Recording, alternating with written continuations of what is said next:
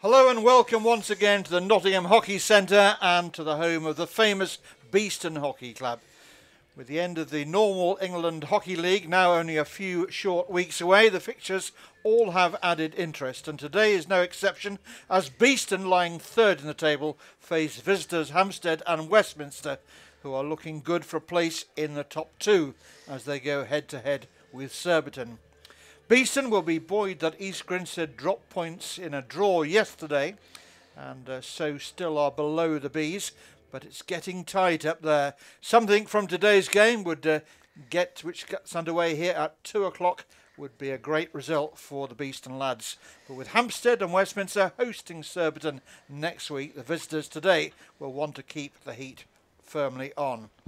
Well, it's a cold and blusterous day here at Beeston, and only the brave have ventured over to the far terraces, with the majority of the fans preferring the relative warmth and undoubtedly more hospitable side, with access to coffee, alternative hydration opportunities and the local culinary speciality here, cheesy chips. A good winter warm-up, but the Beeston fans and team will be hoping for a result to warm them and cheer them as they battle for one of those top four places, which gets them into the all-important playoffs and a chance to regroup for one final push for the honours. Steve Musson and I are in the commentary box once again in the elegant splendour of the chapel, an early work of George Clark, famous nowadays for his TV show Amazing Spaces. This early work was designed by Clark, based on the Sistine Chapel, as a 4-year-old, and it's not a bad representation. We are grateful for the shelter and, of course, and the warmth, but we do sympathise with our cameraman Adam Milson, our intrepid cameraman he is today, who's up in the bell tower above us with somewhat less comfort and only the rising smoke from our kiln-dried log fire to warm him. Hang on in there, Adam. Good afternoon, Nick. Just before we get underway with other things, we have a message today from the broadcast sponsor, World Class Players, which I'm just going to read through. World Class Players is a coaching organisation based at Nottingham Hockey Centre. We provide fun, engaging and challenging camps for juniors of all abilities. All our sessions are planned meticulously and constantly reworked in order to aid every individual's hockey development, whilst maintaining an enjoyable environment. Our philosophy is centred around ensuring that every individual who attends our camps leaves as a better player. We aim to do this by ensuring all sessions are enjoyable, involve constant decision making, have activities that are game realistic and allow for players to be stretched both mentally and physically. We pride ourselves on having a high coach to player ratio, allowing players to have more individual contact time, especially on performance camps. World Class Players sessions use cutting-edge hockey equipment to provide constant variety within sessions and allow for player enjoyment. The ultimate aim of these camps is to identify and nurture future world-class hockey players. All our coaches are either highly qualified through the England hockey system or current high-level players competing at national level for Beeston Hockey Club. The website is www.worldclass.hockey. Be nice to be young again, Steve, wouldn't it? It would. Now, let's look back on some highlights of the game that took place just a short week ago. Now we're back to BeeTV for the men's match between Beeston and East Grinstead. Two sides looking to cement their hold on playoff positions. Yeah, Simon Faulkner's flicking is very powerful, often low but powerful. And Hodgman got a glove on it, but can't keep it out. And East Grinstead have the lead that their possession in the game to date just about deserves. And it's their captain, Simon Faulkner, who gives them the lead. Let's watch the corner again here, Steve. Very good injection. Not hugely high, but it was rising and angling its way away from Simon Hodgman. It's Hibble who takes it on. Very good corner. And it's very good corner. Hibble who scores. Well, what a response that is from the home boys here. Just what the doctor ordered. He's carried on where he left off before his injury. This is not an easy skill.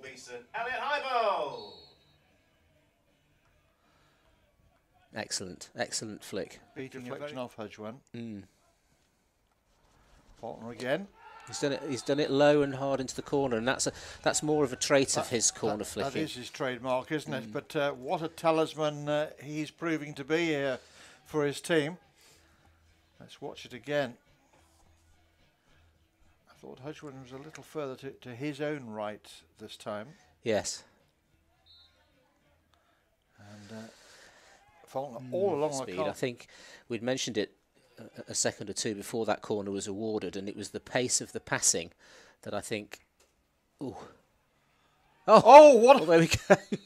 What a response again! Unbelievable stuff. Well, it was. I think initially it was a fantastic save from Paddy Smith, who is nothing if not spectacular in the goal. But the follow-up has seen the ball bundled into the back of the net, and bundled it most certainly was. Let's watch it again here.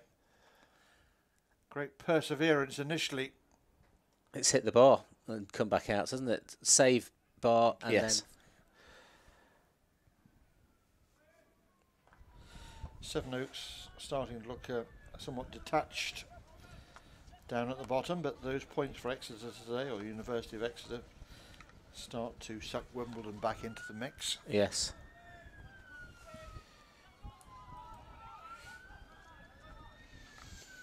Sevenoaks playing Wimbledon today as well. Well, that's a massive game. Oh!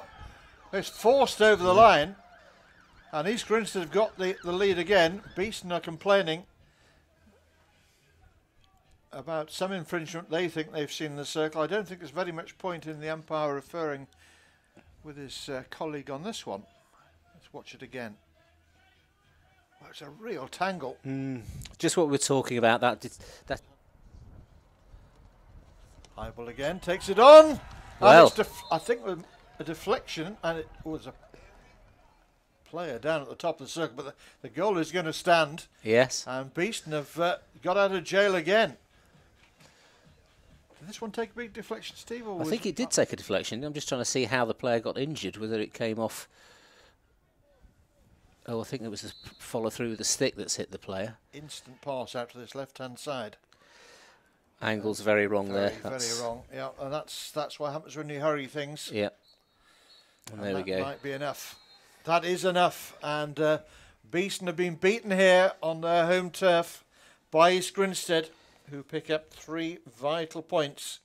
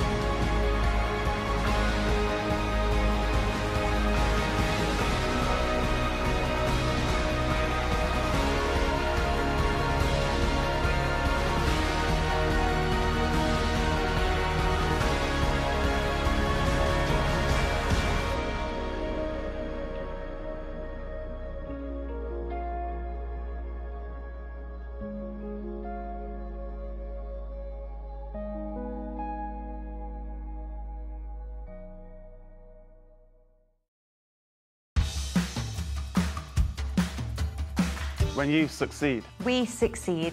so we listen. We tailor, and we invest in you. We are innovators. We deliver results. And world-class service. We are always developing, Learning and growing. And getting better at what we do. Supporting your business. We make technology effortless. And more than just a means to an end. We're the team who serve. And advise you. All to help you achieve. and surpass your goals. We're super. We're honest. And go the extra mile. We're winners. And team players. And together, We're the managed service provider. We're Air IT. We're Air IT. we're Air IT. You're number one for IT and comms.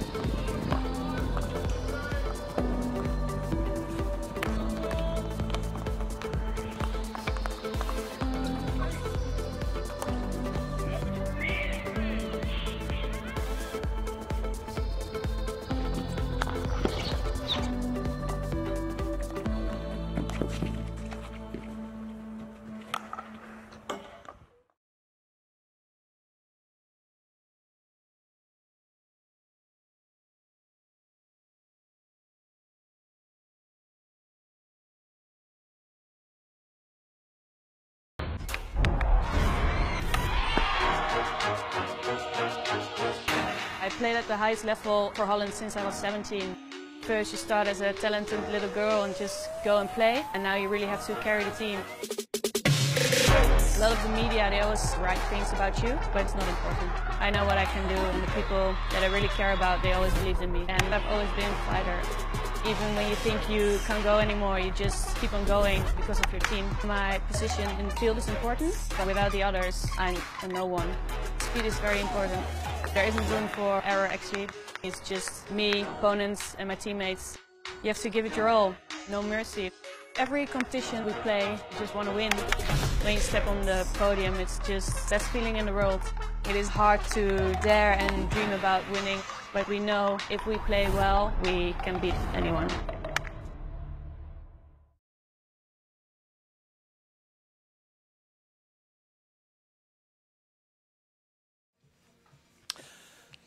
Don't adjust your sets. We have had a hailstorm in the last few minutes while you were watching the highlights of last week, which now looks blissfully warm looking back on it.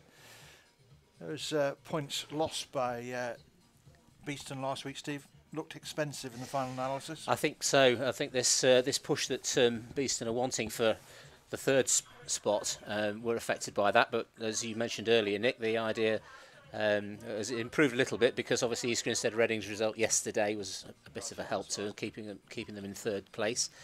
This will be a tough fixture for them today, weather permitting. And they've got to be ready to go on this one because Hampstead are in some good form at the moment. Yes, the way it shakes down in the final analysis, the team that finishes top of the normal league season takes on the team who finish in fourth place. At the moment, Beeston are looking glued on to third, but it's not the most settled of situations. Still some important fixtures to come for all the teams. Surbiton and Hampstead meeting next week, for example. And Beeston still need to travel to both Reading and Sevenoaks, and their final home fixture will be against the Wimbledon Wombles. So the two sides over there, looks like we're going to try and get away on time. We wouldn't have thought so if you had our cameras up a couple of moments ago when the hail was lashing down, but I think the weather's unlikely to improve in the course of the afternoon as the snow experienced up north just drifts down. So Hampstead Westminster without Harry Martin today, who's taken up a position on the bench, working as an assistant coach, an assistant to Quan Brown, of course, the talismanic coach of Hampstead and Westminster these days. It's a sad loss for Hampstead Westminster. Harry would have been a useful addition to their team, and of course a former member of the Beeston club, where he made quite a name for himself. He certainly did. Yes, he was here 3 or 4 seasons before he moved down south. A valued member of the club at that time, and it's nice to see him back here. A couple of injuries for Beeston as well. We've still got Mark Gleghorn missing with his problem with his hip, and in actual fact the other one's an illness. Carl Marsh has been taken ill this week, and so he's not playing today.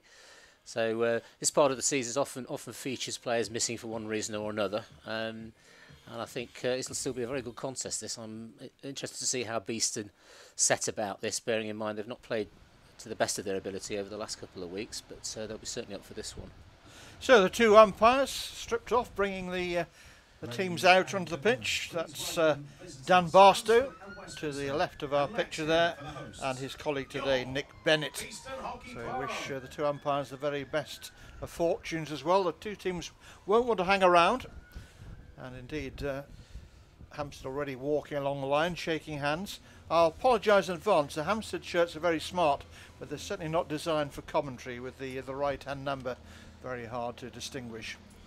Perhaps they should stack the numbers one on top of the other rather than having them side by side. I have seen worse shirts, I just don't remember when.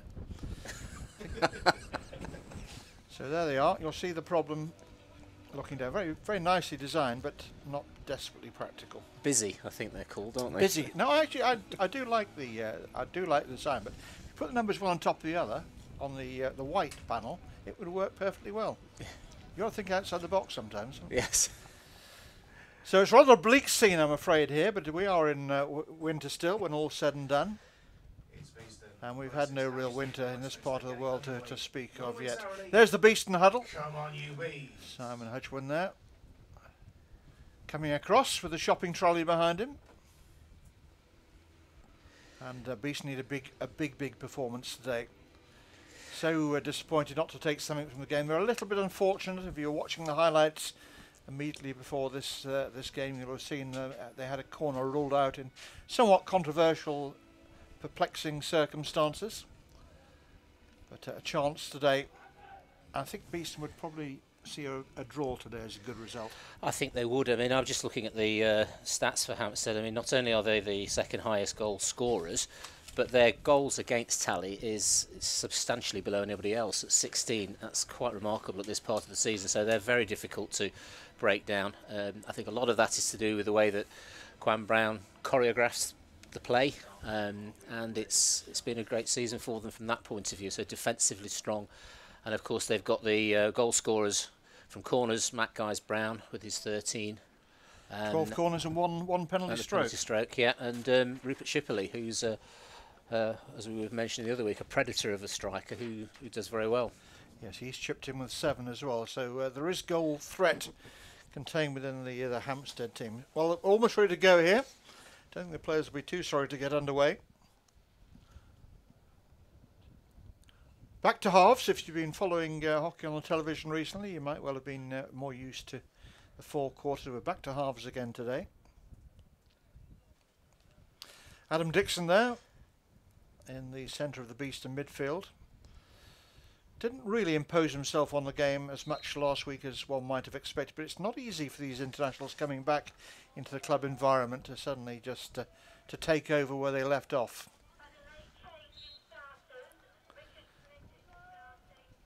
(2-1) when these two sides met earlier in the season in favour of Hampstead and Westminster, as Quan Brown brings the ball forward. Plays a lovely ball out to the left-hand side as well, but nicely read by Beeston. Brown, instant pass out to that left-hand side. It's going to be a feature of Beeston's game today, the need to retain possession. 2 quick turnovers already, and that's something they're going to have to make sure is limited. This is Cargo. Irish international, of course, Chris Cargo. Quan Brown. Hard to think of anything that hasn't been said about Quan Brown over the years. His appetite for the game shows no signs of abating. A real Pied Piper of a player. Infectious personality. The youngster in defence.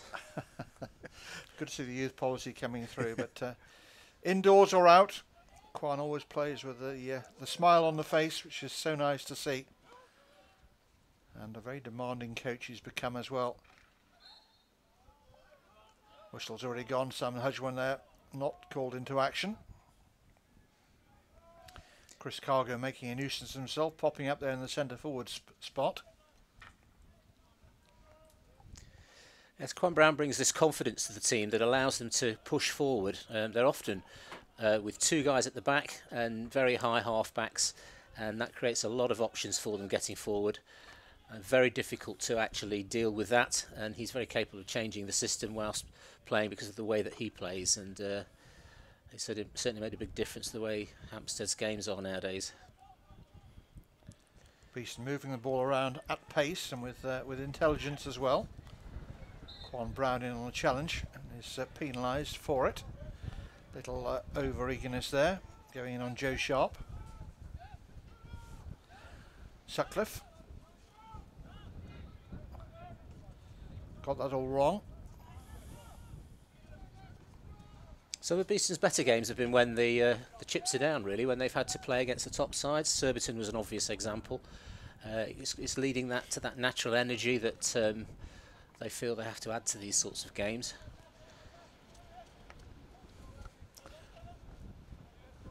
Well, there's certainly a big game for both sides. Surbiton had a big win yesterday, and Hampstead will be aware that they need to get all 3 points today to match them at the top of the table, and then we'll look to get the better of them next week when the action moves to the Paddington Rec. Brown. It's worked out to this right hand side. Good early ball in. Half chance here, shot comes in and it's parried away from goal. Pretty decent save from good Simon save. Hudgwan. That'll make Hudgwan feel very positive about his form early in the match. Hampstead players taking a knock there. This is Brown's ball in, searching ball, deflected out to the right hand side. Good fast hands there by the goalkeeper, instant strike. So back live, misguided pass. Almost April conditions. We've had strong winds, which I think is pretty much going to be a constant. We've had the hail and now the sun breaking through. All the seasons. All the seasons in one. Long shadows being cast here. Watching the Hampstead game last week against Holcombe, their ability to get shots off very quickly in the D is something again that Beeston are going to have to take care of, and we've already seen one example great there. Example, yes. Gleeson.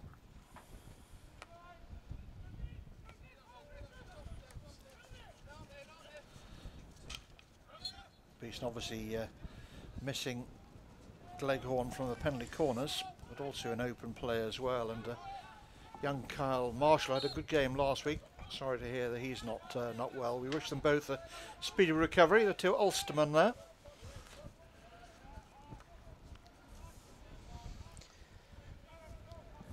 They need to keep Elliot Heibel available for corners today. I think it was a bit of a problem last week when we ended up with a barrage of short corners at the end and he sat on the bench. So yes. I think that's something they're going to have to take care of, make sure they've got the appropriate short corner flickers on. I was in Rotterdam for the Pro League, FIH Pro League game this week with the Netherlands. They had 4 corners in quick succession, and sitting on the bench, Mink van der Veerde. A little bit frustrating. And no one was more frustrated than Van der Veerde. Part of the coach's duties to keep a good eye on the way the game's progressing, what may happen. Exactly so. Phases of the game, that sort of thing. Good early ball forward for Beeston here. This is Park. Just leaves the ball behind in the slipstream. Dixon. Beeston nicely competitive at the minute, passing the ball around well.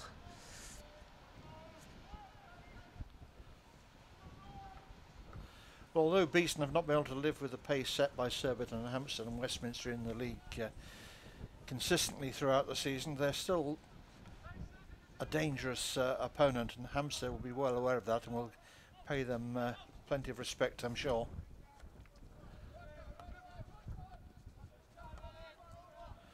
Ollie Willars.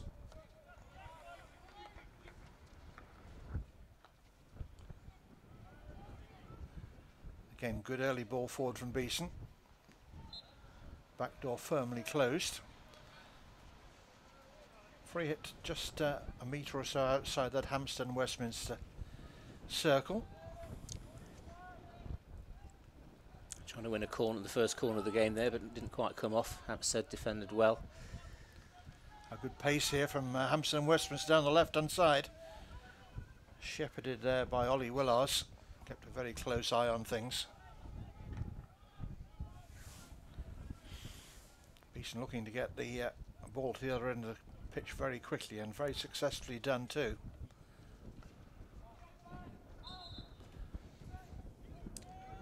Good brisk pace about the game, as you'd expect on such a day as this. No one wants to hang around.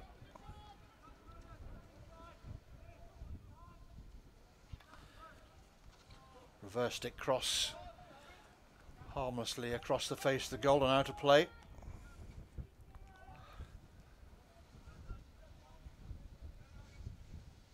I think the feeding the ball forward for Beeston has been quite a good feature. We've talked about this before, but it's retaining it higher up the pitch. It's going to make a difference for them today. They need to keep as much possession as they can in the higher parts of the pitch. And as you see, if they get that wrong, the counter-attacks could be a bit painful for them.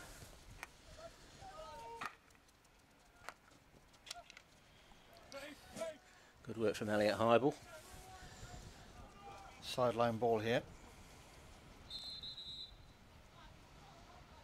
Sutcliffe to take it. James Sutcliffe just waiting for the pass to be... I think we're waiting for the umpire to have a word on the far side, in fact. Now he gets on with it. What are your feelings about the playoffs, Steve? Good thing, bad thing? I quite like the playoffs, yeah. I think it's a very competitive part of the season. Keeps the season going, doesn't it? It does, yeah.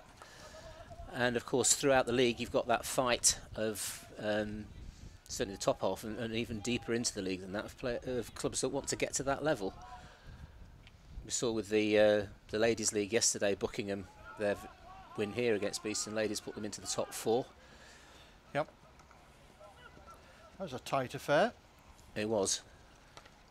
Beeston with a shot on the turn, and saved by the goalkeeper. Good effort that. Gareth Griffiths, I think it was, who got the shot away. There's good energy about things, but that's the sort of thing they have to take care with. That first pass must be a connection and not a turnover. Toby Reynolds Cottrell in the Hampstead and Westminster goal. Did well there to drop quickly down to his right hand side.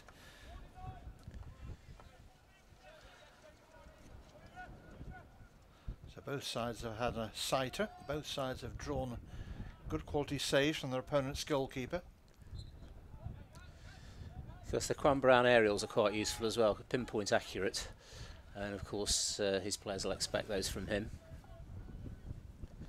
Yes, in truth, I've seen more of Quan indoors than I have out over the years. But he's obviously a very useful player, great reader of the game.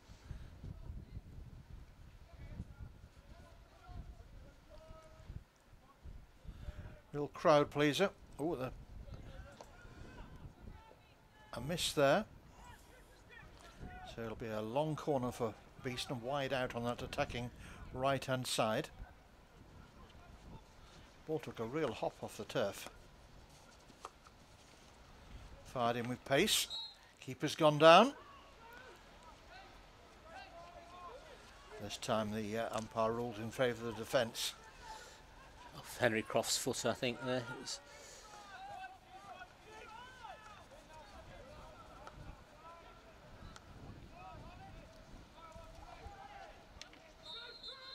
There's a good pick up there under pressure, and the pressure was just the wrong side of the line as far as the umpire was concerned.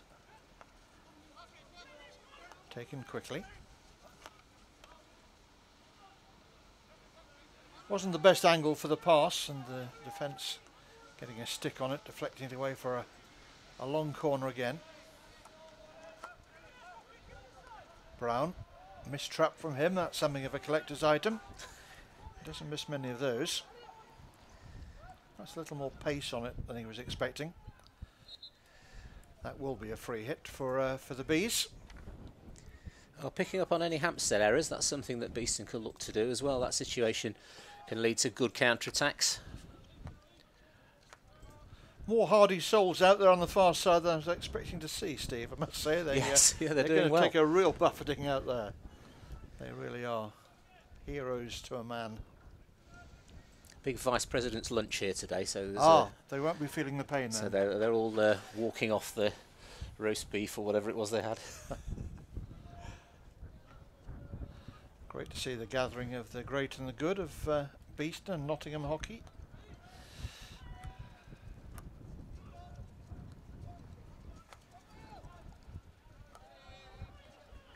There's a great bunch of vice presidents here, and they're very supportive of all that the club does.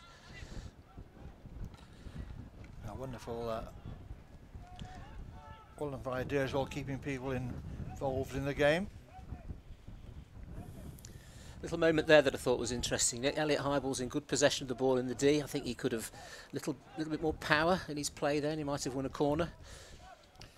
Yes, he's been one of Beeston's standout players this season.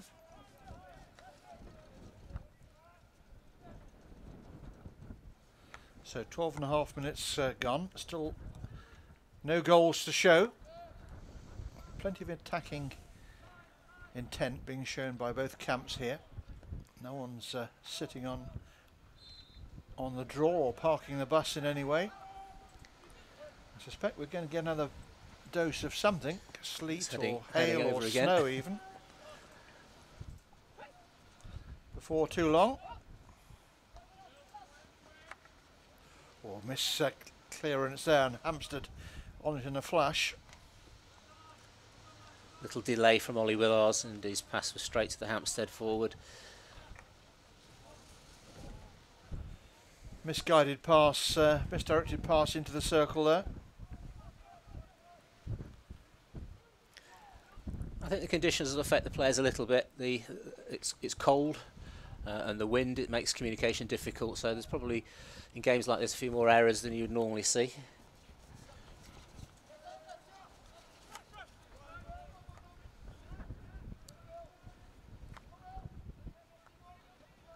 We always use our flags and flag posts over on the far side as a litmus test of how strong the wind is here, and I can tell you today, very strong. It is.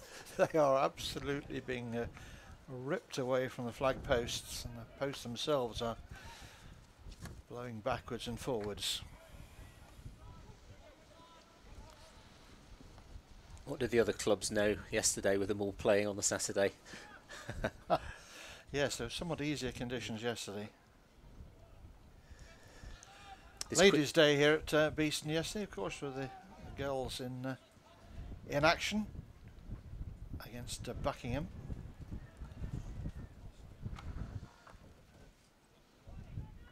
Yes, Buckingham coached by Zach Jones, a former Beeston coach here, and I'd forgotten that. Yes, of course. Yes, very well-respected coach now, of course, with Wales, but also in schools down in my part of the world, in Oxfordshire.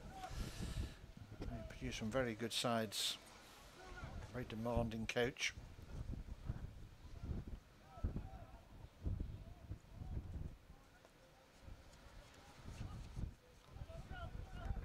Beeston just been pegged back in the last couple of minutes as Hampstead and Westminster see a little bit more of the ball. Beeston working it out of defence though now. Hampstead pressing very well. Each time the player receives the ball, you can see somebody's close to that receiving player and making life difficult. They've pinched it 2 or 3 times off the receiving player. There's young Toby Stanley on the left-hand side, wears the 33 shirt for Beeston. Getting a run out today. You can see that hail sweeping in. It's behind Beeston at the moment. Hampstead will be looking straight into it. Won't be too comfortable. Difficult for the umpires as well. I can see them struggling a bit to see. I would imagine they've had a chat about it, of how bad it would have to be to bring the players off. The pitch turned to white at one point, and obviously when you're playing with a white ball, that becomes something of an issue. I don't think it'll be much. The Sun again are already trying to break through.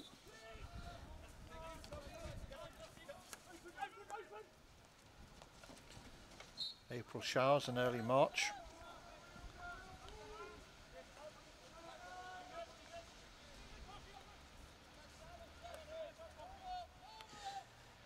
Hampstead's shape's quite predictable at the moment. They've got the same setup with the two defenders, of which one is Quan Brown, obviously, trying to get the half-backs high, but they're not afraid to push the ball through between midfielders to create that middle of the park play. Beeston just need to make sure that their energy levels stay high so that they're marking well, covering spaces.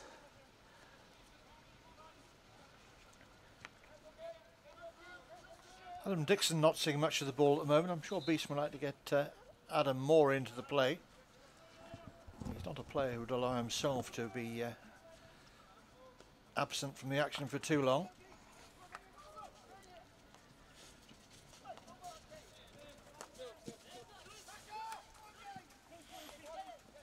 The space is on in this game for Beeston. They can, as long as the passing quality is good, there's plenty of room. Adam Dixon in space in the middle of the park there, just not used there.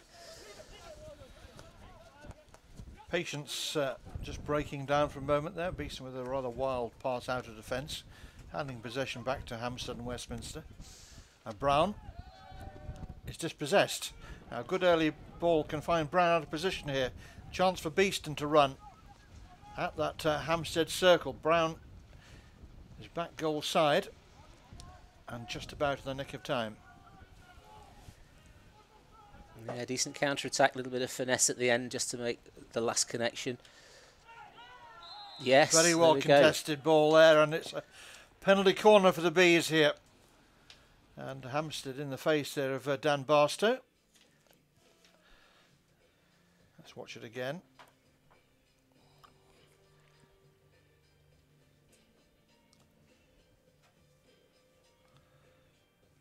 Yeah, nice and positive. Saw the Beeston player going to ground there, and he was lent upon by his opponent there. Dan Barstow, one of the best umpires in England. Right on the spot there. Fellow traveller with you this week, wasn't he, Nick? He wasn't actually, no. Oh. He was, I think he's doing some of the FIH Pro League games, but no, I was with Martin Madden from Scotland. Ah, right. And Bruce Bale from England, although Bruce is based in Ireland these days. They had a very good game, the two of them, I must say. As did the video umpire, who travelled all the way from Poland and didn't have one single decision to make, apart from whether he was going to have a glass of beer or a cup of coffee at the end of the match. I think they feel that should be a re-award there for a foot from the #1 runner. Dan Barstow just taking a bit of time to talk to his colleague here about what actually took place. Stephen Lawrence eavesdropping the conversation and no doubt adding his own tuppence worth. It's a long deliberation, and the decision is a re-award of the penalty corner. The Hampstead #1 runner was extremely quick out there, so hopefully somebody on the Beeston coaching bench has noted that and may have a change of routine. Hampstead continues debate here. I suppose when you come from Westminster, debates come as second nature. I hope it's a slightly more orderly debate than what they normally see from the ladies and gentlemen in our esteemed House of Commons.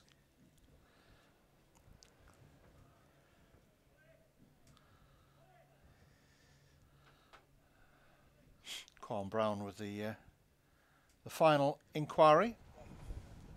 It's all taken a very long time.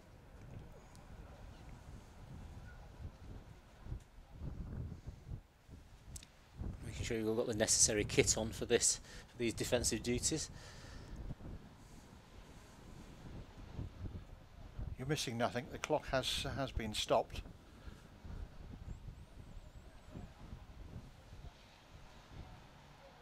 So we're in the 20th minute of the game. Beeston 0, Hampstead Westminster 0.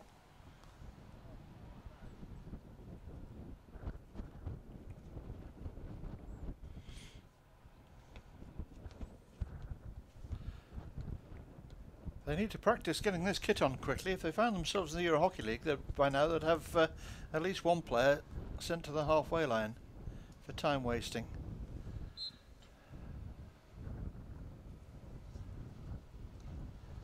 Out it comes. It's slipped. Chance on the reverse stick side and saved by the feet there of the goalkeeper. Unorthodox, but it created the shooting chance. But well covered by the keeper. He's a big unit, Toby Reynolds-Cottrell. He did well there. Got down and cut off the angles, but best chance perhaps so far for Beeston to open the scoring here on home turf. Fired in again. Not the requisite distance, so Hampstead can break. Quan Brown throws it rather hopefully forward, straight down the throat of a Beeston defender, immediately sets them rolling forward again. A good spell this from Beeston. Can they produce a goal from it? It just shows you, doesn't it, if the energy and the pressure's right and the passing lines are good, you can create chances like this. Hampstead have had to drop quite deep to deal with this phase. And as you say, something needs to come out of this, and there's a corner again. Unforced error there, and that tells me that Beeston's attacking play just starting to get under the skin of Hampstead Westminster.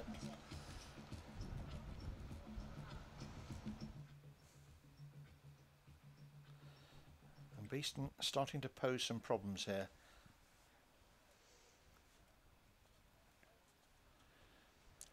Nice flat cross from Joe Sharp. Must have taken a little bounce somewhere, but it's hit Quan Brown on the foot. But benefits of getting the ball into the D quickly and accurately. So there's the Beeston personnel. Adam Dixon, number 14 there. Looks like he might fancy this one.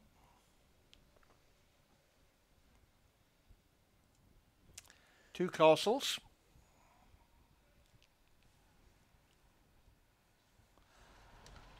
Come for Dixon, whips in the shots. Defending them well at the moment. A few signs as to why Hampstead have conceded so few goals really. They're quite organised. Lovely take. Just shepherded down something of a blind alley there, but Beeston have the free hit. Just inside that 5-metre dotted line.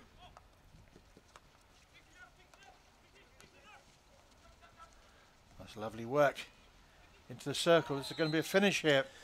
Great skills there from Dixon. Really good close control, sucking players in, and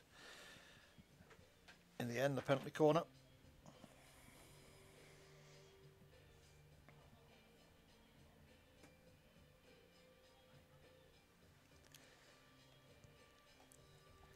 Quick feet, quick hands, and most importantly of all, quick thinking there, coming from Dixon. Well, just as Hampstead had a little purple patch a few moments ago, this is very much Beeston's time at the moment. Find a way of dealing with the good goalkeeping and the number one runner. Maybe a slip here. Shot whipped in, and this one's gone straight through. And Beeston have the lead. And it's Adam Dixon there, who was denied with the earlier save, but not this time.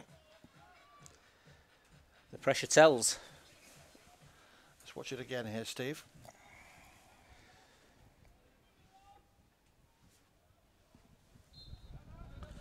Hard and low. The keeper got down, didn't he? But he couldn't keep that one out. Quite a wide flicking stance from Adam there. It kept the ball away from the number one runner, past his feet, and that led to the defensive problem. That was a great finish from Dixon. Doesn't have the advantage of long levers that some of the game's top penalty corner strikers over the years have had, but he can generate power through his strength and dynamic movement on it. Adds to his tally of Beeston goals. I think he's 122 now, I think he is. Well, that's a pretty impressive stat, because he's about so much more than just goals, isn't he? He is. Better involvement this week. As we've said before, Nick, it's difficult to get back in that first game. Yep. Free hit just outside the Beeston circle, wide on this Hampstead Westminster right-hand side. They'll look to get straight back on terms if they can here. They will. I was just thinking there's going to be a 5-minute patch now where they're going to have to be very careful defensively. Brown just stepping forwards. Lovely transfer to the right hand side, ball drilled in, just looking for a little deflection, just a bit heavy perhaps with the touch there. Don't pull the pace off it.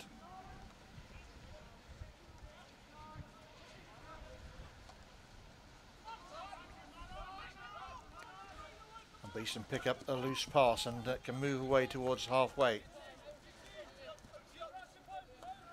Dixon, the goal scorer, just slowing things down, using all his experience.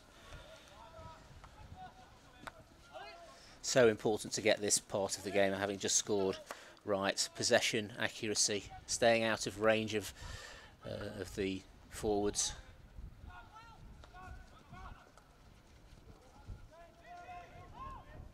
And watching the ball, which didn't happen then. Mistake by Hampstead Westminster. Beeston coming on the attack again. The whistle's gone.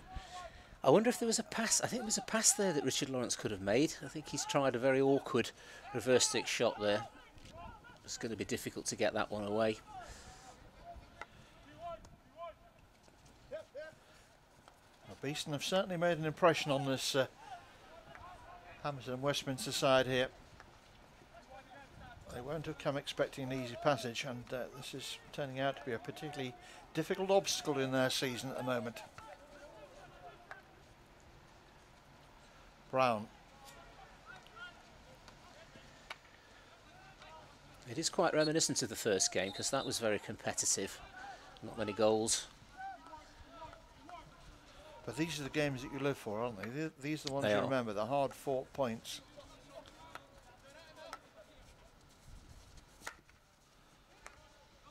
Yeah, I think already this is an interesting fixture. There's both sides having a go at it. It's an interesting form of attack from both teams, and it's going to stay that way, I think, for the rest of the game.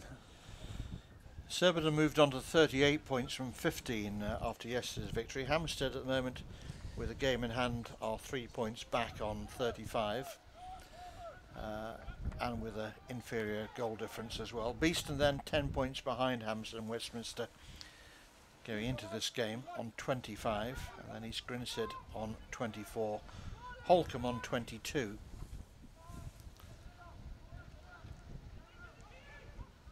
Hampstead trying very hard to get back on terms here. Beeston having to work hard. Good in work from defence. Robbie Gleeson. And so far they've got their game heads firmly on. A good example of that there, just rolling the ball onto the retreating Hampstead foot. Dixon again. Such an asset to Beeston to have Dixon available for these fixtures at this important stage of the season. Player who's been there, done it, and got the t-shirts for club and country to prove it. I think you just make the other players work that extra bit harder, stay a bit more focused, because Beeston are going to need to do that.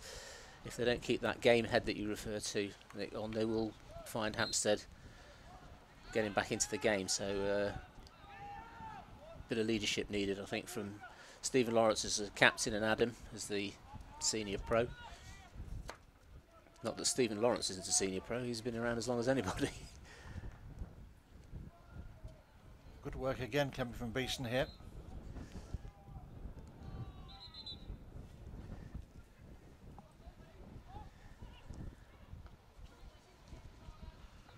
If they can hang on to this lead, and who knows, even extend it before half time, it would add up to a very good half of hockey for them indeed, against a very skillful and determined opponent with plenty to prove themselves. Yeah, because Hampstead will want to contest that game on an even keel against Surbiton next week, so they'll be wanting to get something out of this. They won't want this to be a slip-up. No, indeed. I mean, if they weren't to get anything from today, even a win next week wouldn't be enough to see them go ahead of Surbiton because of that goal difference, unless it was an absolute avalanche of goals, which I just don't see. And maybe, just maybe, next week's game might be in the back of the minds of Hampstead and Westminster a little Possibly. bit. You can only play against the opponent that's in front of you at any one time, but it's very hard sometimes not to be thinking a little bit further ahead. Now Brown.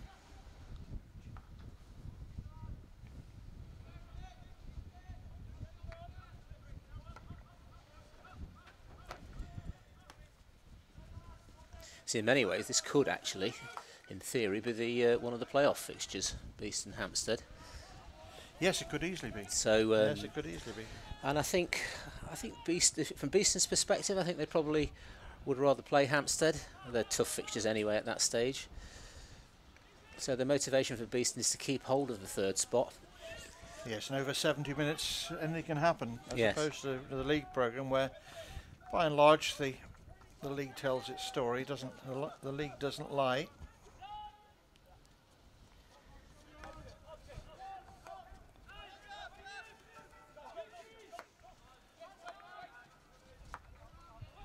Good patient stuff from Beeston here, using the ball, not trying to pull up any trees, but just growing into their lead, and continue to cause some problems for Hampstead Westminster. So we're into the last 5 minutes now of this first half.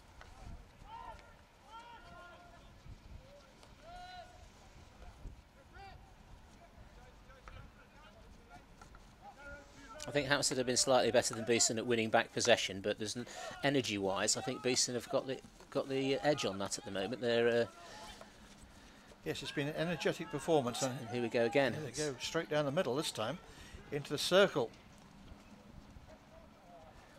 Oh, that was a shame. That looked like a good opportunity, really, but I think the ball just got ahead of Robbie Gleeson a bit. He couldn't get a clear shot off. The waters just seemed to part there for a moment. Well, it's certainly end-to-end stuff, because here come Hampstead Westminster with space on the right-hand side. This is dangerous. A little look up and the ball played into the circle. And again, it's Hampstead Westminster who are penalised. Just thinking, Steve, listening to you before the game about that world-class players coaching camps here at Beeston. Yes. Wouldn't it be nice to be young and starting out absolutely again? Would. Yes. Be fantastic, wouldn't it? Plenty of people attending them, and they're great sessions, and a lot of former Beeston people involved in that, from a coaching point of view. Lovely take and Great turn. Dixon enjoying this one, I fancy. Just losing out there, though. Rupert Shipley there on the. Yes, he's been quite quiet so far, Shipley. Yes, which surprises me. This is lovely approach play here. Good work from Simon Hudgwan.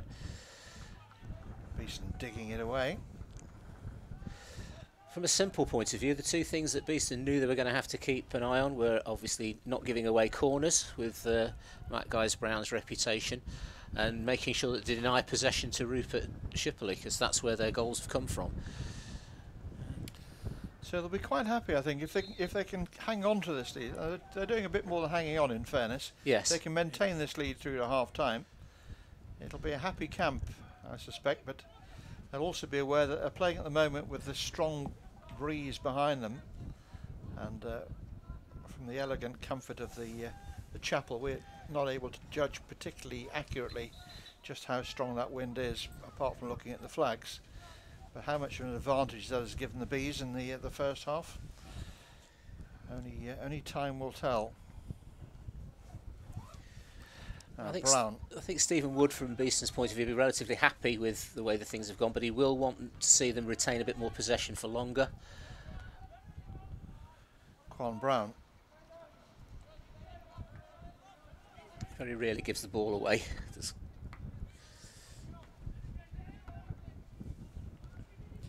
He's available again on the left-hand side, but turning away from their player coach this time. Here he is, back in possession.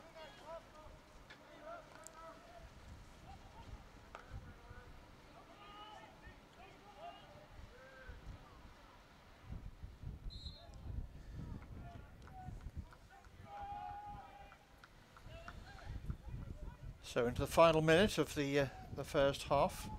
Our on-screen clock isn't absolutely synced with the match clock, so there may be a slight discrepancy, but it gives us a guide at least.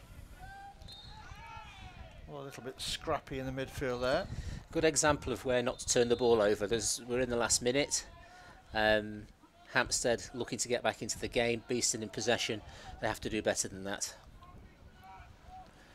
Seconds continue to tick away here. Chris Cargo. I think the umpire's coming in with a card here.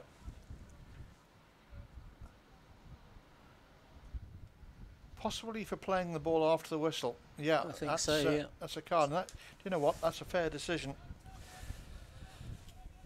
Dan Barster's come a long way to give that that card, but he has given it. And I think it was for delaying the taking of the free hit. Just fiddling around aimlessly with the ball. Yes. Very frustrating for your opponent. Brown. So you see the clock's gone red at the top of the screen. We're playing time added on now.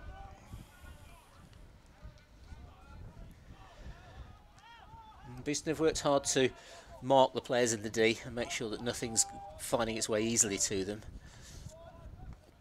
I suspect that'll get harder for them in the second half. And that is half time at blusterous Beeston.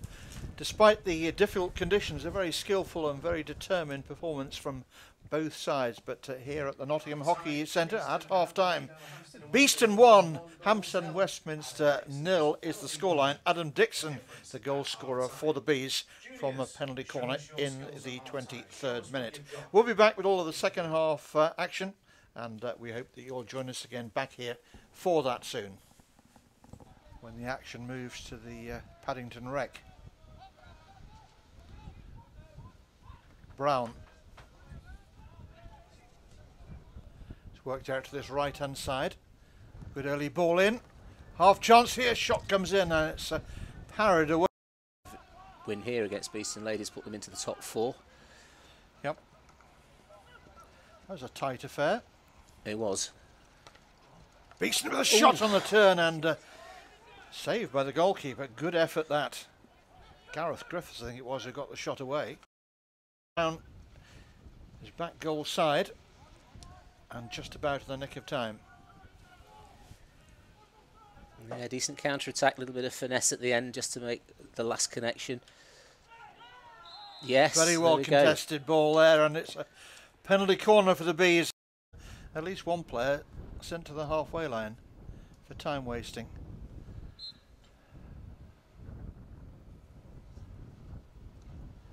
Out it comes, it's slipped. Chance on the reverse stick side and saved by the feet there of the goalkeeper. Unorthodox, but it... Beeston. Can they produce a goal from it? It just shows you, doesn't it, if the energy and the pressure's right and the passing lines are good, you can create chances like this. Hampstead have had to drop quite deep to deal with this phase. And as you say, something needs to come out of this, and there's a corner again. Unforced error. Beeston. Can they produce a goal from it? It just shows you, doesn't it, if the energy and the pressure's right and the passing lines are good, you can create chances like this. Hampstead have had to drop quite deep to deal with this phase. And as you say, something needs to come out of this, and there's a corner again. Unforced there, but Beeston have the free hit. Just inside that 5 metre dotted line.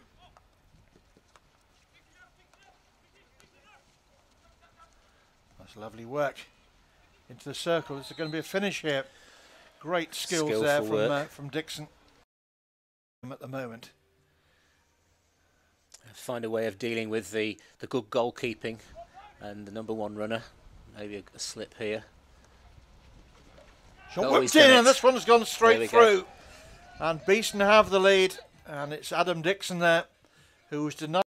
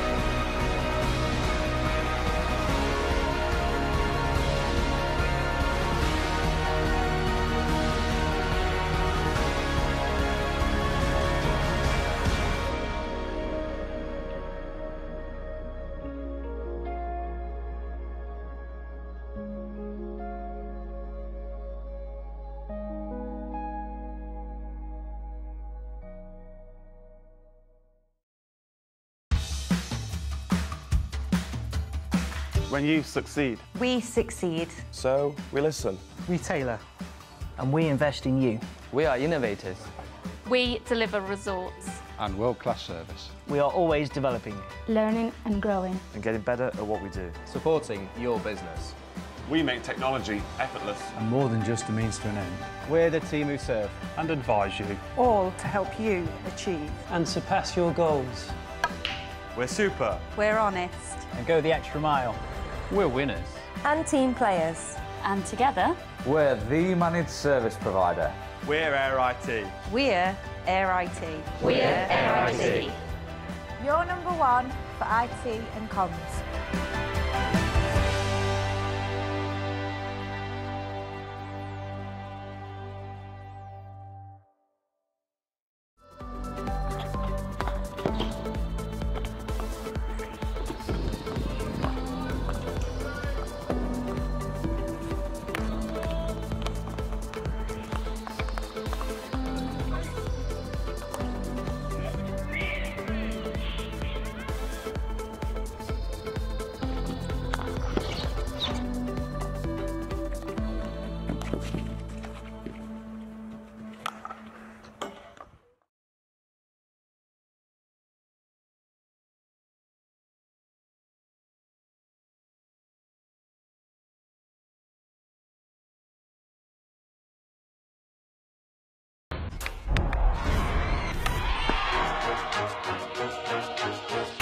I played at the highest level for Holland since I was 17. First you start as a talented little girl and just go and play, and now you really have to carry the team. A lot of the media, they always write things about you, but it's not important. I know what I can do, and the people that I really care about, they always believe in me. And I've always been a fighter. Even when you think you can't go anymore, you just keep on going because of your team. My position in the field is important, but without the others, I'm a no one. Speed is very important. There isn't room for error, actually. It's just me, opponents, and my teammates. You have to give it your all, no mercy. Every competition we play, you just want to win. When you step on the podium, it's just the best feeling in the world.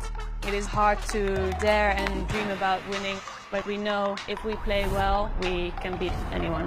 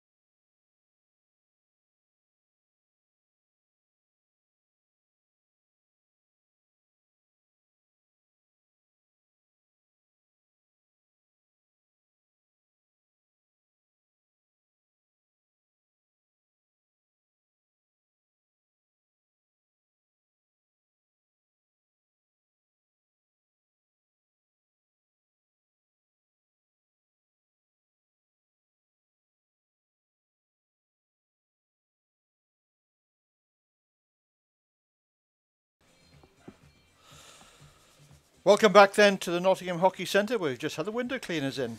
Strange that they should be working on a Sunday.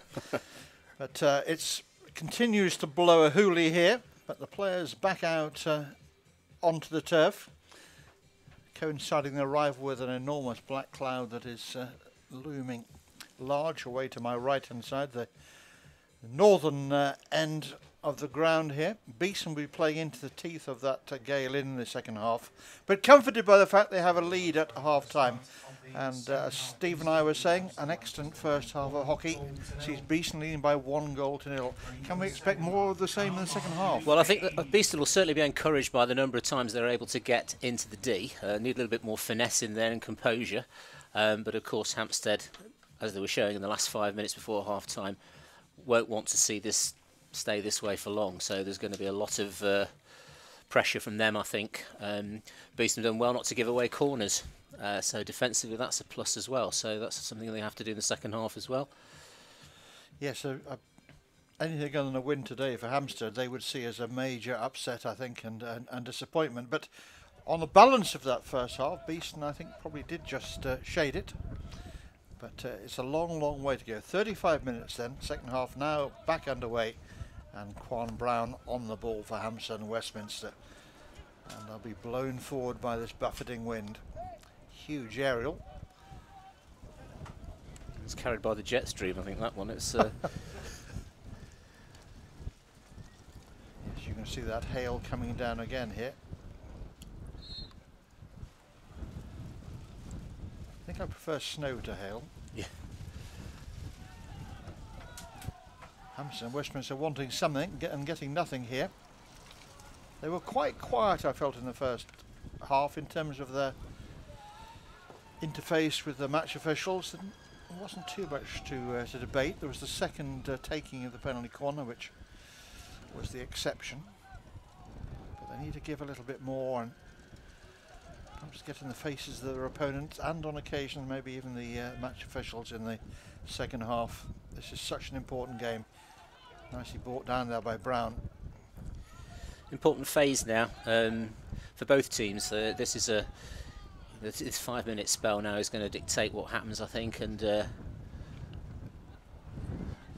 again, Hampstead looking for anything there, potential for a corner, though we want that. Beeston have got to be just as resolute in defence as they were in the first half. Yes, it looks as if Hampstead Westminster have had the hairdryer treatment a little bit at half time. They've certainly come out and already showing more intent as the hail comes down even more intently. Difficult for the goalkeeper without driving into the helmet.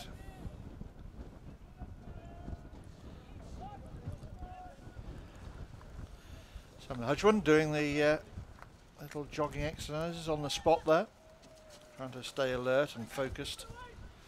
Made a very important early save, showing quick reflexes to deny Hampstead an early start in the game.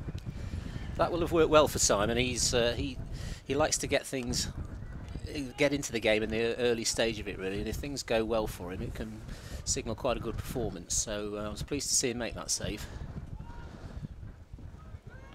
Yes, apologies if we pick up the odd mark on our camera lens. Good space here. Deflection, but it's still with Beeston. Trying to pull ball back onto the foot and successfully doing so as well. Just a metre or so inside the silk, but it's another penalty corner for Beeston, who scored from their last attempt. Richard Lawrence was, I think he was trying to make a connecting pass there, but it's the unorthodox way he did it. The reverse stick part of or under his legs there has found Quan Brown's feet. So, well, Quan is usually so good at guarding the feet, but not Quan's conditions today, you would have to say.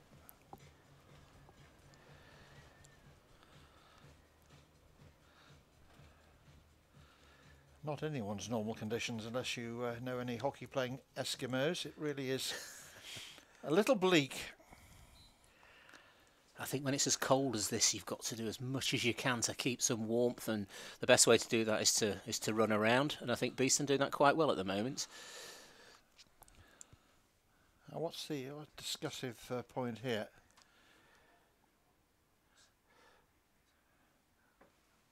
A kit issue again. Seems to be. Oh, and the green card.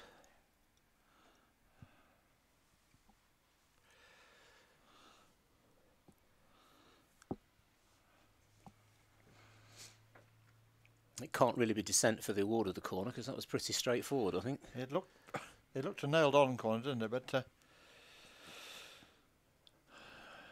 well, Hampstead Westminster a little out of sorts at the back. Chris Cargo chirping away to the umpire as well. Beeston won't mind if this one flies in.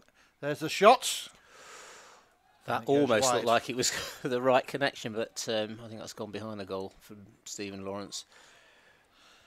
Good ploy, but on this occasion, no cigar. So Quan Brown, whose foot it was that led to the corner, be delighted that his team haven't conceded a second, which really would have given them a problem in the game, and not only just in the game, but in the table as well.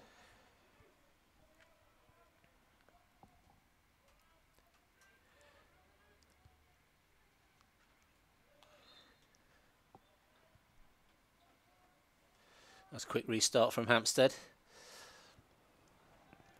Troubling the Beeston defenders a bit, her backtracking and not particularly set well enough. No way through there.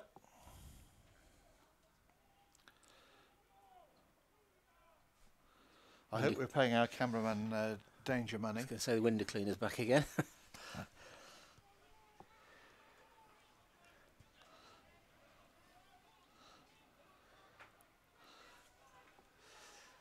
Adam Dixon playing a little bit deeper. I think he's probably just got a bit of a thought in his mind that he wants to make sure defensively that Beeston aren't exposed. A bit disappointed. His body language showed he was disappointed with the passing there. Brown breaks out of his 23-metre area. Has to go back. Always prefers to keep possession than playing a speculative pass, Quan Brown. Yeah, high percentage player really gets a lot of things right. Good connection.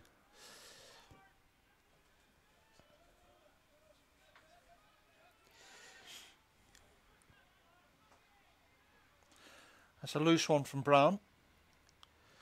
Beeston just about keeping the ball in play over on that far side.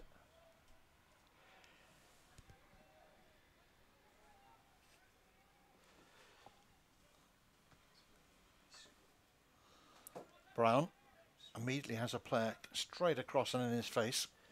Lawrence eating up the yards again. Yeah, they've done that well, Beeston. They've really particular on the pressing, and there's again another example. Players got away. Gareth Griffiths. And Griffiths again. Early ball in, and it goes right the way through that Hampstead Westminster circle. Now to play on the far side, harmlessly. So having absorbed that early pressure from Hampstead from the restart, Beeston once again getting back on the front foot, giving as good as they're getting, and as you can see from the scoreline, they still have their noses ahead. And they're going to have to keep doing that, Nick, because they're going to have to subdue the attacking abilities that we know Hampstead have.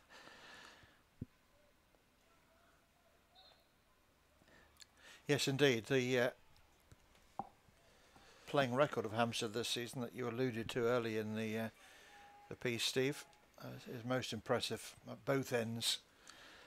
One loss, very commercial. Yeah, and as we said, only 16 goals conceded. That's quite a feat, really.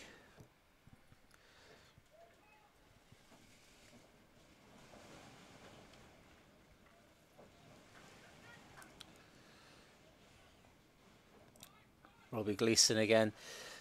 Nice little turn of pace through the middle. Just opens up those wrists as well and gets the pass out now to the right hand side. Brown on the line, picks it up, feeds an early pass forward.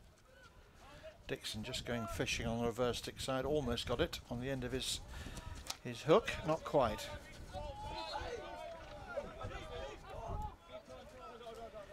Good cover, really good cover. Stephen Lawrence has come a long way forward to make sure he was in position for that. It's always difficult to compare performances match to match, but for my money, Steve, a much better performance so far from Beeston this week. I agree. Than we saw last against East Grinstead.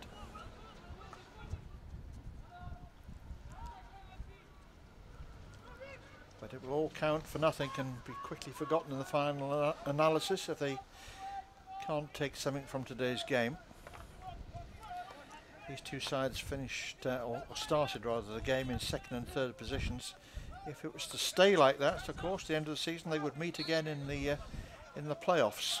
And from what we've seen over a match and just over a half now, it would be a very well contested game, and nobody would be placing any money with any great certainty on the outcome.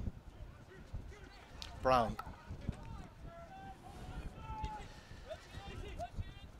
Beeston will still have a thought for the fact that they are not guaranteed a top 4 position unless they get another couple of wins out of their last few games. No, and one today would be would go a very long Real way, help. wouldn't it? Particularly with East Grinstead dropping 2 points. I'm sure East Grinstead will see it as 2 points dropped yesterday, having come here last week and gone away with a maximum. Yes. Still a long way to go. We shouldn't get ahead of ourselves here. Dixon's ball in.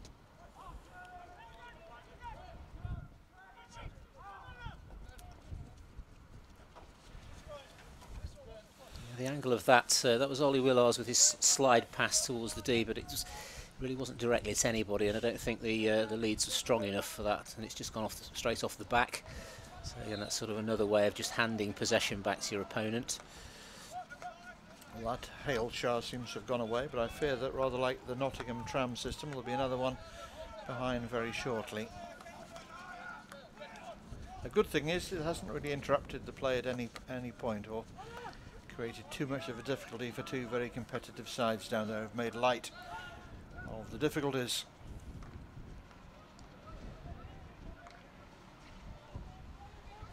Good defence.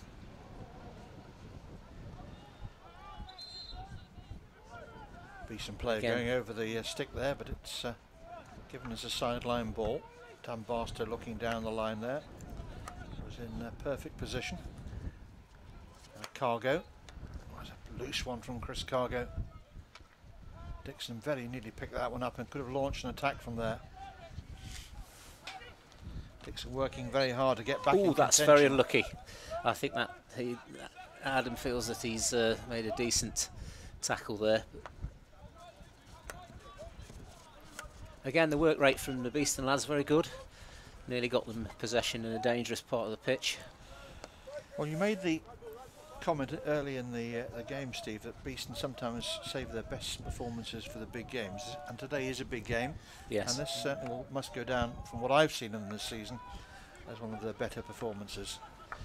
It's strange, isn't it, really? Certain games automatically motivate players. Although why that wouldn't happen against East Grinstead, I've no idea, because they're as good an opponent as anybody. But certainly it's worked a bit for Beeston so far today. We're conscious there's only one goal in it, and that could change very quickly.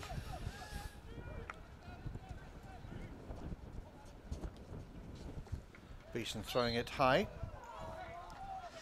Interesting decision from Dan. He's given that, feels that the forward was in position first for the aerial. Very little comment from Hampstead about that, so which suggests to me he's probably got it right. Or they've given up complaining. Yes, yeah. I suspect the former. That's a loose one. And it is the right interpretation, I think. It's not a given that the defender automatically has the right to that free hit in that position. Here we Lovely go, take. All played into the circle, just wanted a deflection. And Reynolds Cottrell was scampering across goal there just in case that deflection had gone on target. It didn't. Yeah, the crosses and feeds into the D that Beeston have given today have actually caused Hampstead some trouble. It's just a pity we've not been able to get on the end of anything cleanly yet. I think Toby Reynolds Cottrell will be disappointed to have conceded that penalty corner goal to Adam Dixon, because the one earlier, which almost a replica, he did he saved with some I won't say with ease, but with skill. Just done for pace, I think, the second time. Now, a chance here for Hampstead. Again, Beeston have numbers back. Another example of the aerial there. The forward led to it for the defender, so Dan allowed that to fall to the forward. Juan Brown.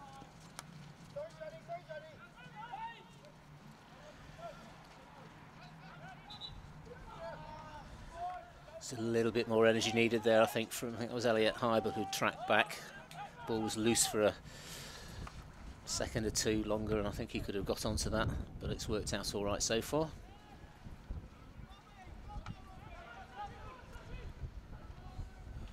Good pace about this Beeston attack down the left-hand side. So important to get something from that. Brown again, eyes only on the ball there, just whipping it away.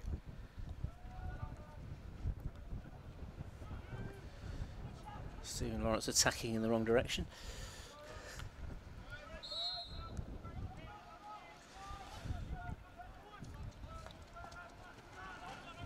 Bit of space here now.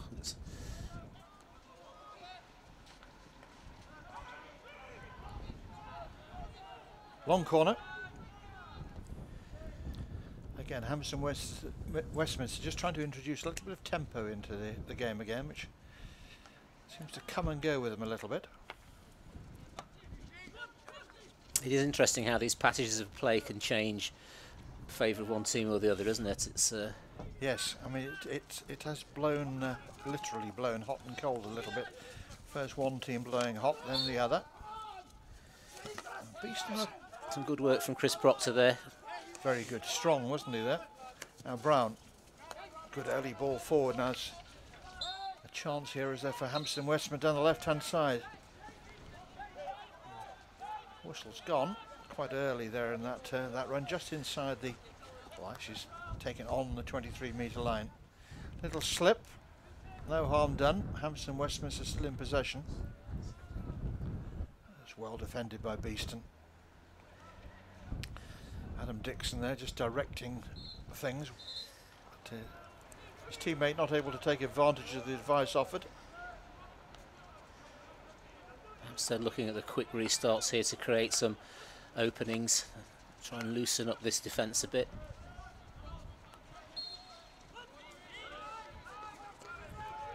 Heavy collision there, and the umpire blows the whistle. Didn't perhaps need to have done, though. Beeston were in possession, but I think most defenders would take the free hit every time if it's on offer, particularly if they're in the lead, as Beeston are at the moment.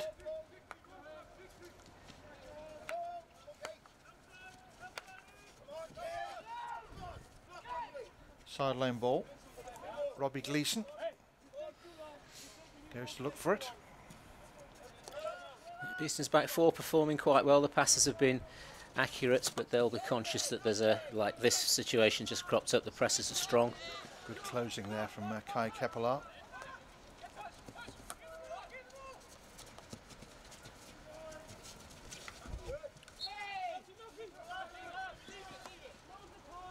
Toby Stanley just getting caught on the ball.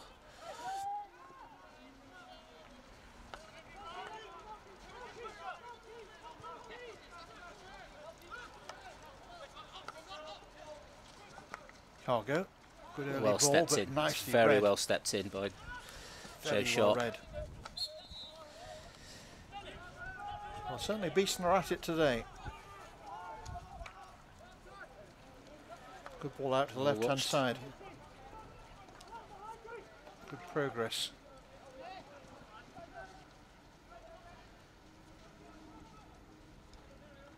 Nicely worked by Hampstead.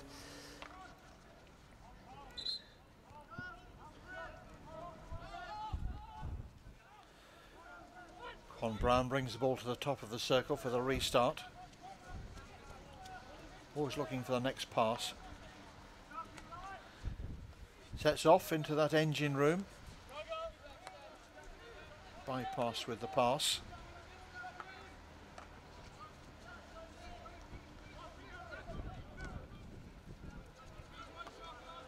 Brown again, this time on the left-hand side, fires it out.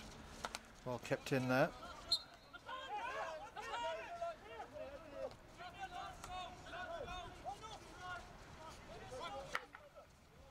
Ball hammered forward. Last touch of a...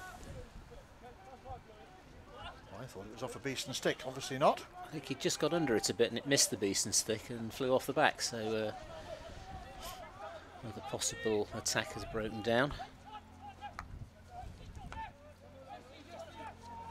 Hampstead immediately sitting back into a deep formation here. Beeston trying to go around the back.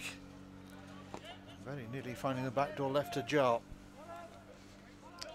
Quite a good contrast in tempo from Beeston at the moment. They're patient when they're on the ball and able to speed up when they've got a bit of an opportunity. Sharp. Two Hampstead Westminster players there for company.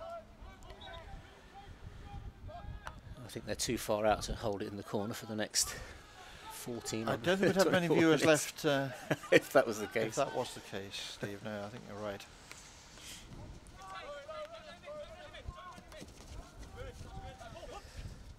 Keep that work rate going and back into shape. It's going to be so important as the game moves towards the end that the Beeston energy stays there if they want to keep on to this lead. Yes, there's going to be some defending done by Beeston, and it starts right up the field with the front line of Beeston trying to close down as soon as the likes of Quan Brown pick the ball up.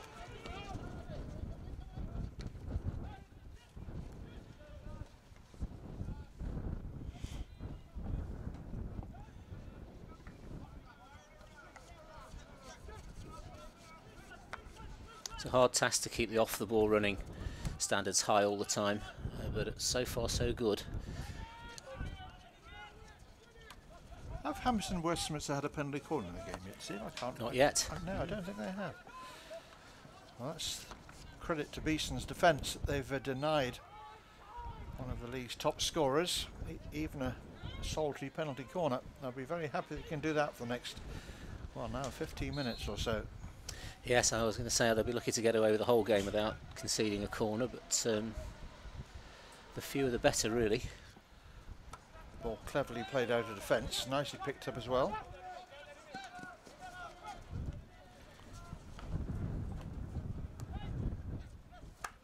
If you can't make the tackle, it's important to shape the player and send him somewhere less dangerous, which I think Quentin Lemaire did quite well then. Hampstead just building another phase of play, I think. Be careful this isn't turned into a corner. I can see the intent on Hampstead's part at the moment. Yes, this is where you need to really concentrate. Just a momentary lapse of concentration, all the good work can be undone. But not this time, because Beeston come away with the ball again, making good ground on that left-hand side. Turn back in field.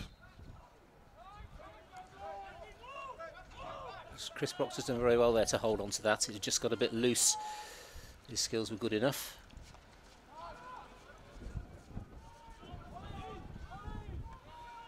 Important that Beeston manage the game from here. That's right. Managing the clock. Now that could be a card. Yes, it is. It's a yellow. And that's quite a blow for Hampstead Westminster here, losing a player to a yellow card. Adam Dixon making plenty of it. That's where the experience counts. And again, a further indication that Beeston's job on settling their opponent is very much going their way at the moment.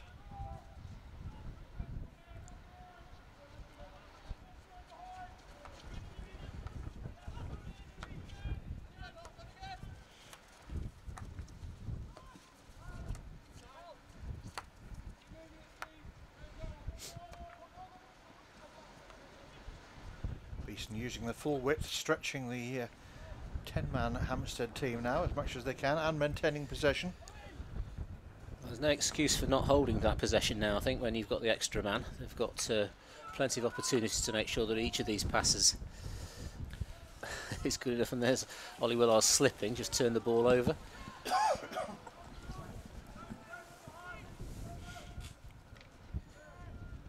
Well, I would imagine this performance from Beeston will be giving their coaching team of Stephen Wood, Mark Wadsley and James Blade immense pleasure today. This is Beeston at their best.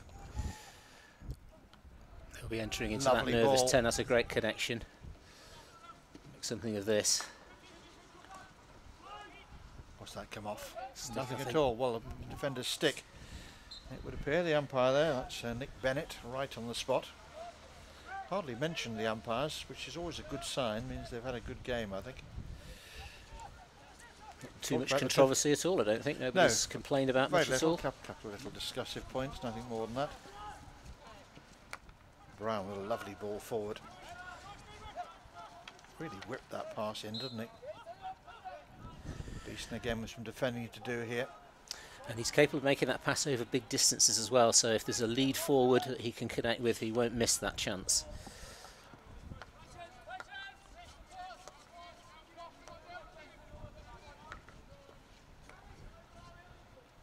Had a really good indoor season, of course, with his boys as well as Hampstead and Westminster forced their first penalty corner of the game, and it comes with the clock showing just short. Oh no, it's a long corner. I thought he'd given the... No, it is a short, yes, that's right. Oh, it is indeed a short corner, so fooled by the speed of our replay there. So good, these yes, there's a technical team at the moment, is on song. We get the replay before the actual actions happen. Yes, that's right. No wonder we're finding it difficult to commentate. So now we are back live. Hampstead and Westminster have their first penalty corner of the game, and it's taken an hour to come. And credit to Beeston's well-organised defence for that. Well, we knew it would come, and they have good form at this, so the Beeston defence are going to have to do very well here. Starts with the number 1 runner. Fearless defending and good vision for Simon Hudgman in goal. Matt Guys-Brown tends to be their go-to man here.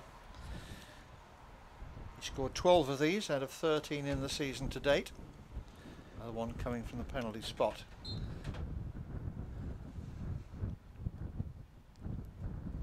Out it comes. Great injection. In the groove. Shot comes in. Hudgman did well, but it'll be a retake here. I think that's quite unfortunate there, because that was a very good save. And Beeston going across and telling Dan Barstow just how unfortunate it is. Yes, they are.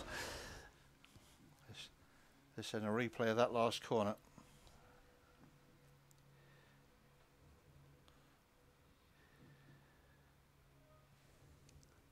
Well, I think Simon Hudgman feels that went down into the surface first, and maybe came off a Hampstead player. I don't know. They was not happy about something. Anyway, the corner retake will stand here. Beeston have got to defend another one in quick succession here. Pace of the injection is excellent from Hampstead. Contributes to them scoring. Here we go again. Again, it's whipped out, and with Beeston players gone down straight into the Beeston play. That's a nasty one. Stephen Lawrence. Yep, I'm not sure whether that's hit him in the face. Well, the medic's quickly out to him. I'm sure our camera will wish to keep a discreet distance here, but let's hope nothing too serious. We might be able to pick it up on replay. You can see the potency of Hampstead's short corner routine there. The injection extremely quick across to the furthest castle, and the angles are then opened up. But Stephen Lawrence has run a very good line there, and he's taken that. He's very sitting hard. up, which is a good sign. Yes, he is. Yeah. It's hard to say where it did catch him. Oh, hopefully it's not. No, I don't think it is in the face. So that's.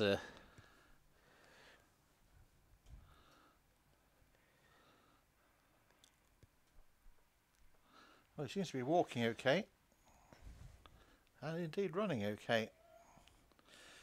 And it'll be a restart with a free hit out to Beeston here. Well, they will have been pleased to have defended 2 corners, but they do not want to give any more away. No, I don't think you would want to give Guys-Brown too many opportunities. But no harm done. Certainly not in terms of the scoreboard at any rate. Whether Lawrence would wholly agree with that is another matter, but he seemed to be okay.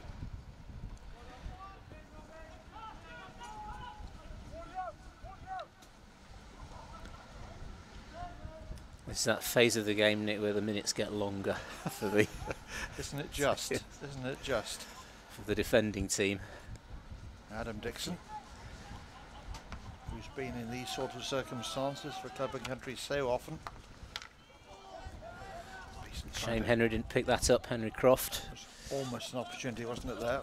And as Hampstead and Westminster go looking for something from the game, they may leave a few gaps at the back for Beeston to exploit. Brown tries to craft the one forward, it just bounces away.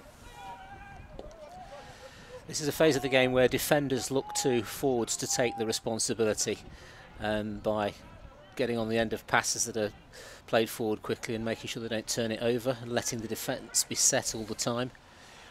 Good example with Henry Croft there. I think he should have picked that up and kept onto the ball. In the context of the current league position, this would be a massive 3 points for Beeston if they can get it. More problems here for Hampstead and Westminster, and another yellow card. Another yellow card. They really are making life very difficult for themselves.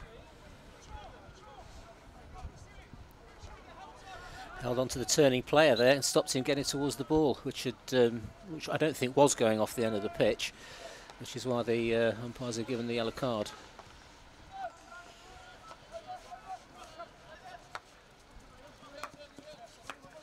Well, Beeston should take great credit from the fact that this Hampstead team really are unsettled today.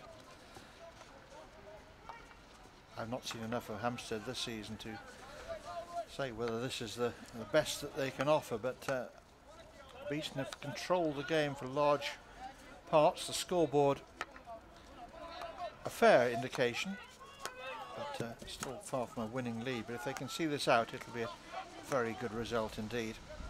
Good space here. Ball back. Now again, a bit of criticism then. That's a very good position to have the ball to win a corner, or at least make sure that you get a shot. And that was too easy by Beeston then. Yep. You score that area, the second goal. You got behind the defence into that area. Yes. And you were in the pound seats really. Beeston not taking full advantage there. But it's hard to be critical on a day like today. Their performance has been professional. Very well ordered. They've been focused on the task. They just need to make sure that focus stays with them now right the way through to the final whistle. That's not needed. That's No. a bit unnecessary really. Absolutely right. And here come Hampstead again. Who've far from giving this one up.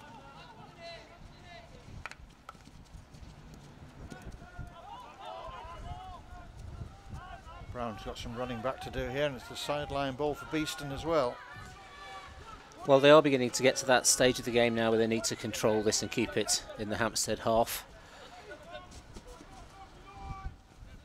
Adam Dixon quick onto the ball there to make sure he's in control of things.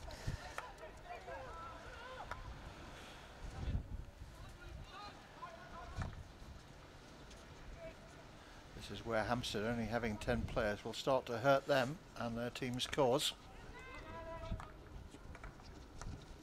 At a crucial time of the game when they were looking to push on. Now here Beeston again, a chance here. Didn't quite get hold of it, Chris Proctor. He scored a good goal against Holcombe in exactly the same situation a couple of weeks back, and but he's not got hold of that one. We saw Proctor admonishing himself for not at least testing the goalkeeper there. Needs to get that one on target, but no one knows that better than him.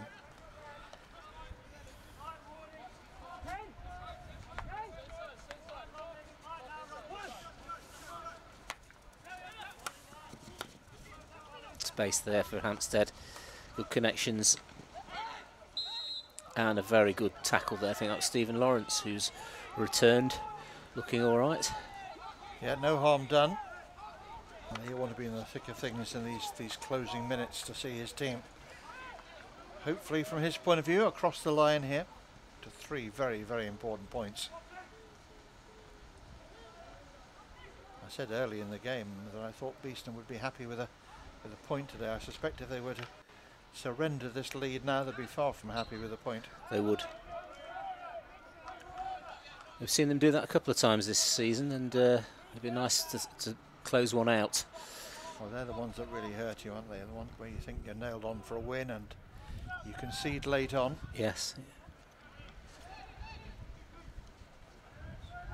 They did it against Brooklands very late on, and again against Exeter. So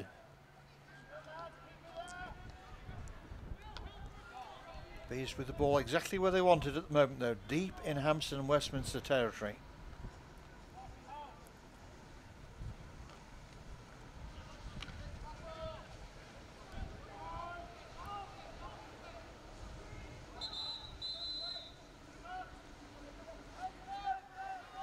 Brown, big job to do to lift his team here, the player coach of Hampstead and Westminster.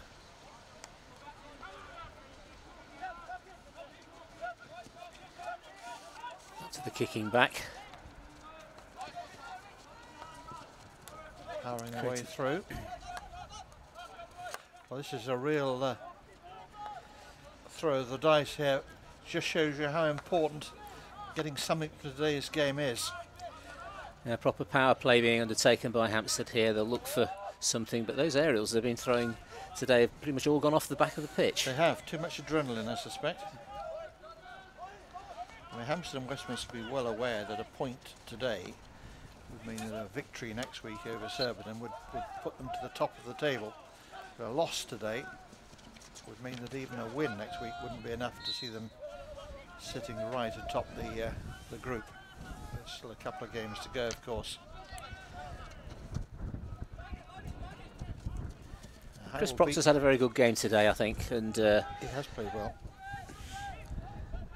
Pity he didn't hang on to the ball there, I think, but it's always difficult to know how you should play against the kicking back. Whether you should promote a player very high indeed and force Hampstead to leaving at least somebody back on him. But of course, having denied Hampstead anything throughout most of the game, they'll be keen to keep as many people back as they can. But this is what you want, the ball in possession, nothing risky here, just keep it. Too easy turnover.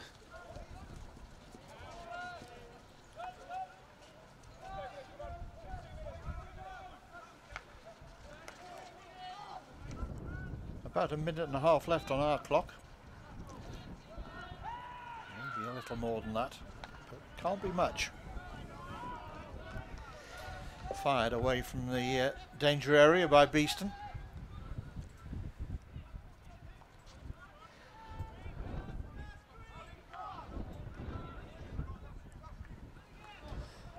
Somebody now needs to get on this ball and make sure they keep it.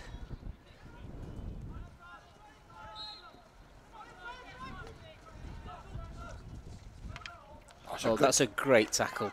Wonderful tackle that. Robbie Gleeson, he just needs to keep the ball. Had a good game, Gleeson.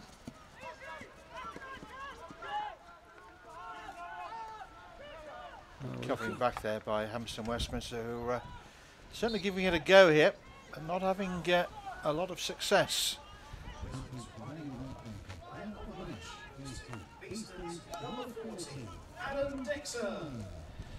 Quan Brown's on a mission now. He's going to try and set up something, and this is a perfect time to bring the ball away. That's just pushing Hampstead Westminster back. You might have heard on the public address system that Adam Dixon has been named as the player of the match. I think there were one or two candidates in the Beeston colours today. Certainly are, I think.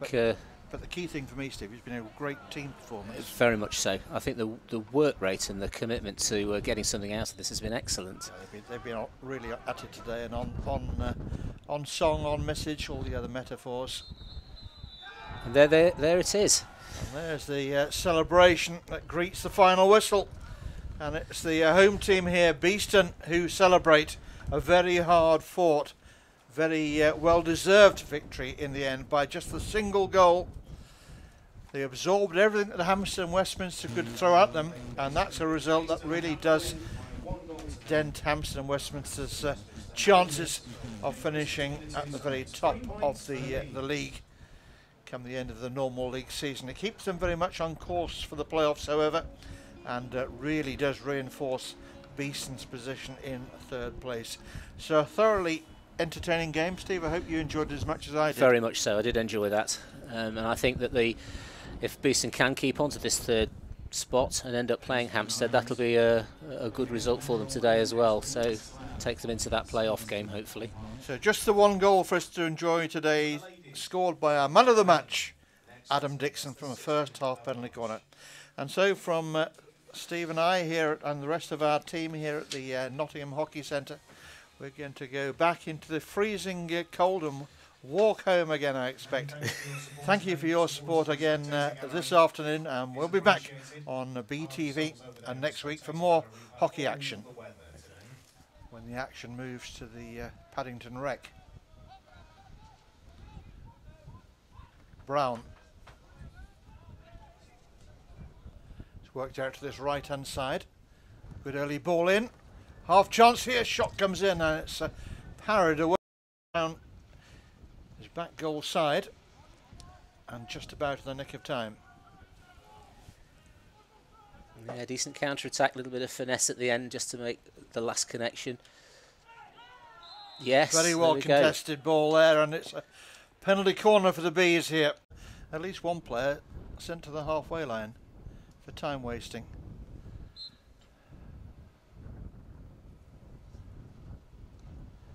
Out it comes, it's slipped. Chance on the reverse stick side and saved by the feet there of the goalkeeper. Unorthodox, but it created there, but Beeston have the free hit just inside that 5 metre dotted line.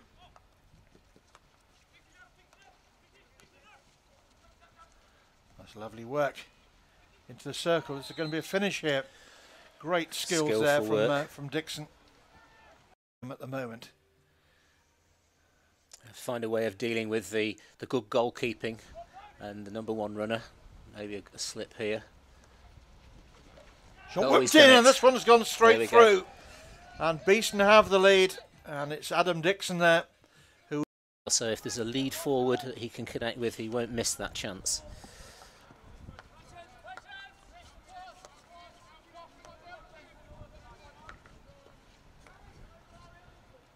Had a really good indoor season, of course, with his boys as well as Hampstead and Westminster. 12 of these out of 13 in the season to date. Another one coming from the penalty spot.